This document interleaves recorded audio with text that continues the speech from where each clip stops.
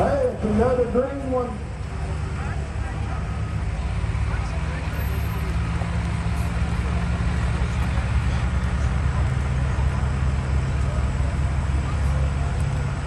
Folks, remember tomorrow night, Marty Brown, we got a draft horse pull.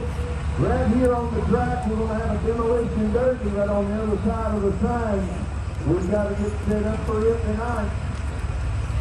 Y'all come back and be a part of that. If you're hungry tonight, we've got vendors over here. If you're thirsty,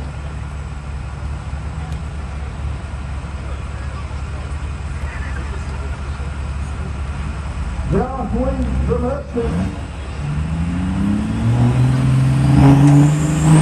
Hudson.